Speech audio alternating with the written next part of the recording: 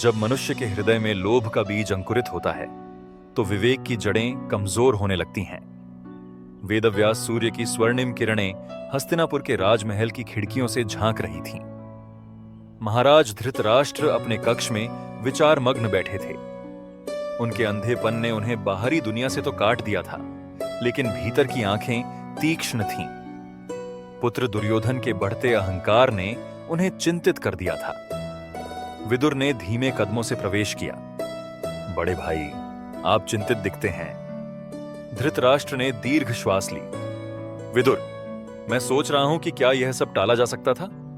इंद्रप्रस्थ की समृद्धि ने दुर्योधन के मन में जो ईर्ष्या का विष भर दिया है, वह कैसे निकाला जाए? विदुर ने कहा, भाई, यह केवल ईर्ष्या नहीं है, यह वह बीज है जो वर्षों पहले बोया गया था।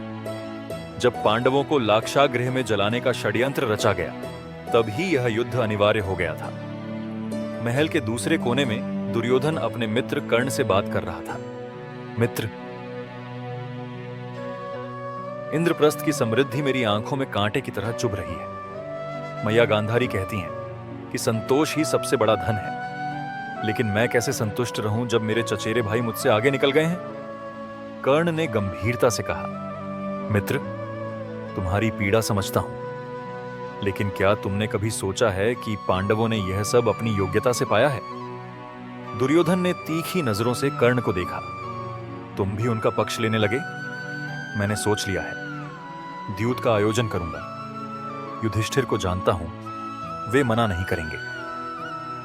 शकुनी ने प्रवेश करते हुए कहा, भांजे, तुम्हारा विचार उत्तम है, मेरे पास से कभी खाली नहीं जाते।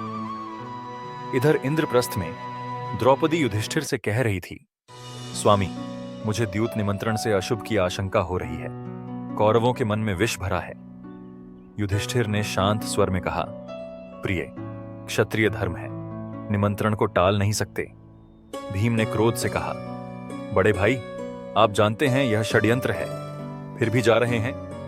अर्जुन ने कहा, भाई, धर्म का पालन करते हुए अधर्म से लड़ना होगा।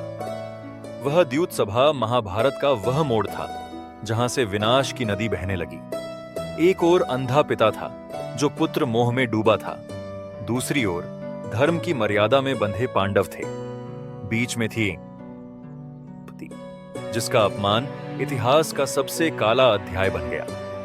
क्या यह सब टाला जा सकता था? क्या लोभ, ईर्ष्या और अहंकार के बीज कभी अंकुरित न होते तो महाभारत न होता? आज भी हम देखते हैं कि कैसे परिवारों में छोटी छोटी ईर्ष्याएं बड़े विनाश का कारण बनती हैं। क्या हम इतिहास से सीख सकते हैं? कृपया अपने विचार कमेंट्स में साझा करें। क्या आप सोचते हैं कि इस घटना का कोई अन्य समाधान संभव था? क्या वर्तमान समय में भी ऐसी परिस्थितियां देखने को मिलती हैं? हमारे साथ अपने विचार बांटें। अगर आपको यह कहानी प्रेरणादायक लगी तो लाइक, कमेंट और शेयर करना न भूलें। आपके विचार हमारे लिए महत्वपूर्ण हैं। जय श्री कृष्ण, जय राधे। अगले एपिसोड में फिर मिलेंगे।